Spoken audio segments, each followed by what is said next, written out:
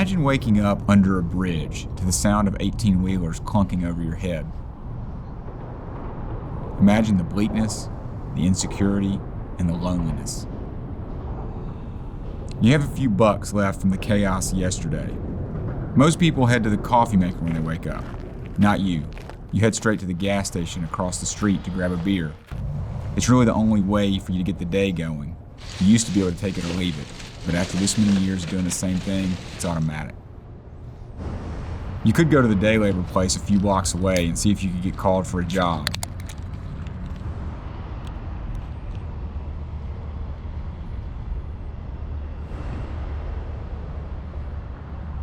You really should have been there already, but maybe it can still work out. So you ditch the beer and hope nobody will smell it on your breath, and you set off for the day labor office. Getting a steady job has been tough because your backpack got stolen a while back and it had your ID in it. You need some cash to be able to get a new one. As you walk, you think about how hard you're going to work for probably a $35 payday. You know how quickly you could make 100 or so scrapping metal. The problem with the fast cash scrapping, though, is that you always end up getting high afterwards. No matter how bad you want to do right, having all that money in your hand always turns out bad. And then you see it. You can't help but see it. You're walking right past it. The place you scrapped last time, and it just might have a few more pieces left in the back you could get. You tell yourself you'll scrap it and won't get high tonight. Today will be different. You'll do right. You'll take the cash and you'll get a room for the night, get cleaned up, have a decent dinner, get yourself a bus pass, and tomorrow you'll be able to go get your new ID. You go into the building to make sure it's worth the risk. Things look good, so you make a call to the only person you know with a truck that will be willing to come and meet you. You have to have an ID to scrap metal. You gather up a few of the big pieces, and no police or building owners have shown up. You hear the truck pull up. He's no friend of yours, but he'll take a cut of what the metal brings in. So you start loading it up. If you keep your head together, this could be the break you needed. Today is going to be different.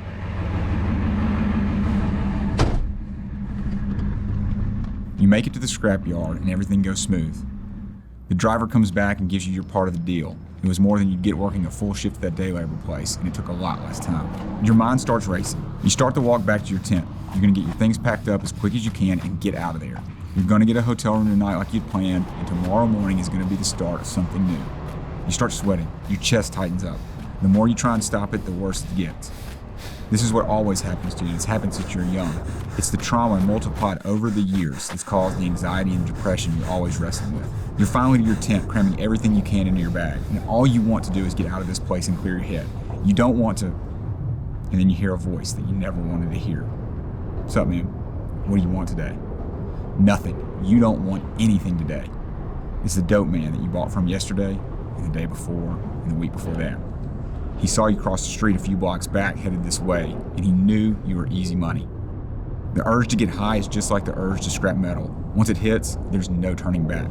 You have no idea how to fight it. You don't know how to cope with the demons raging inside you. It's not that you want to do it, it's that you don't know any other way.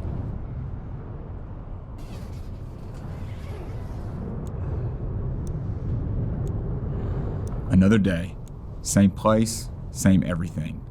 The last few weeks have been a blur. It looks like you don't care about anything, but deep down, you really do. You just have no clue how to get started. The anxiety, depression, and addiction keep driving you deeper and deeper into a hole that seems impossible to climb out of. Even if you wanted to get legitimate work today, it's Sunday, so there aren't really any options. You've heard about a group that serves a meal behind the bike shop on Sundays, so you're going to head over there and get something to eat. You hear an announcement about showers and laundry. That sounds great, but you don't know these people, and they don't know you. And you're slow to trust anyone. It's nice to get the meal, though.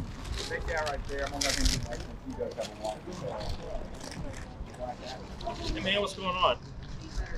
Did you hear our announcements? Love to have you come back Tuesdays and Thursdays. We've got the compound. It's going to be open just 12 to 3.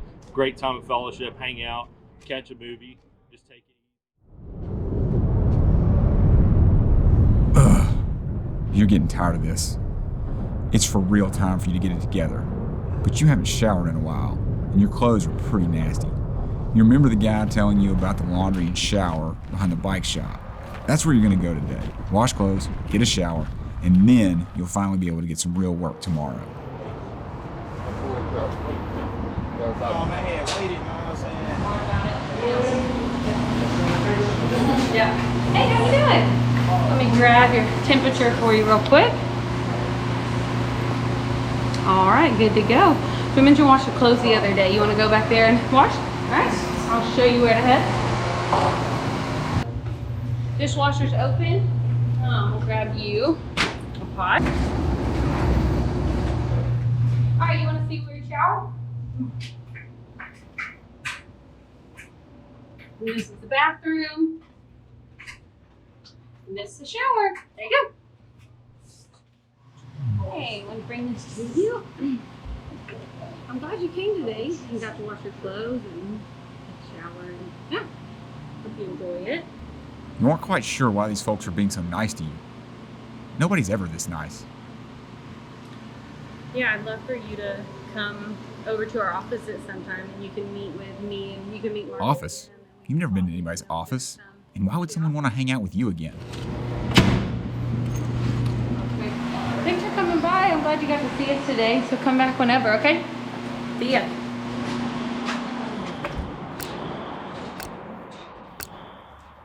Things keep spiraling out of control. A few days ago, when washing your clothes, the girl mentioned getting together for coffee and to talk. They even gave you a bus pass to get to their office. You don't really want to talk to anybody, but you're feeling desperate, so you figured you might as well give it a try. Hey, how are you? You're pretty nervous at this point. You can't even remember the last time you sat down and had a normal conversation with people. But for some reason, these folks seem pretty legit. Glad we got to come sit down with us. Maybe we can get to know you more and talk through what's going on. Things don't seem to be getting any better. So you thought you'd try the therapy that they mentioned over coffee. Seeing a shrink seems pretty weird. But you're so desperate, you figure it can't hurt. As you pull into the parking lot, your stomach is in knots. You aren't sure what this is going to be like. Part of you wants to talk about everything, but the other side of you doesn't want to talk about any of it. Come back. Come on in. Well, since it's the first time of counseling, I want to talk to you a few things about the paperwork that we... Your head is spinning. You haven't talked that much in forever.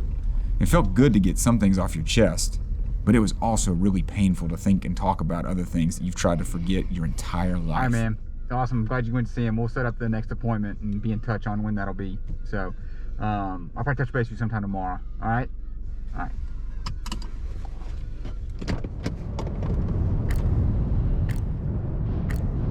You're excited about the session they scheduled next week with Justin, but you're scared about what it might bring up. So you go back to what is all familiar: drugs and beer. It numbs the pain and keeps you from having to think about all those things. Things are spiraling and getting worse and worse. You feel more out of control than you ever have before.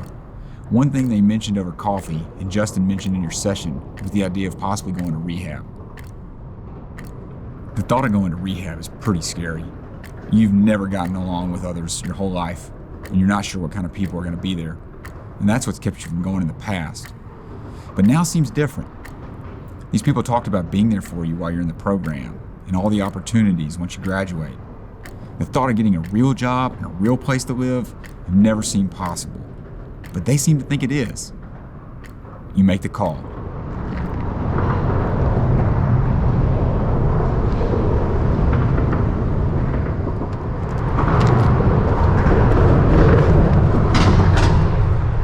Hey, man. I'm glad you called. You think you're glad you called. This could be it. Or it could just be another thing in a long line of failures. You nervous? Of course you're nervous. This is a big step. It's not easy to make that decision, so we're proud of you for making it. So we'll be close by. So we'll be able to visit, be able to, come see you, come visit, check on you while you're there. So you'll be glad you made this decision, man. I'm proud of you. As you start to pull up, you kind of wish this car ride would last a little bit longer. Your stomach is in knots again. All right, man. We're here.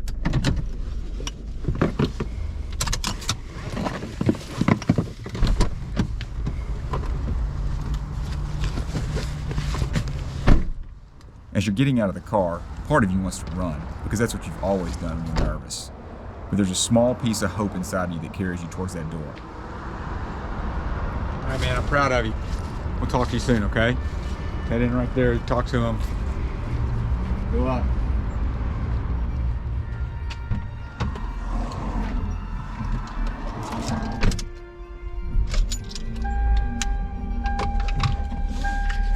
So this is a drive that we've made many times over the last 10 years. And it's not always for different people, but oftentimes it's for the same person multiple times.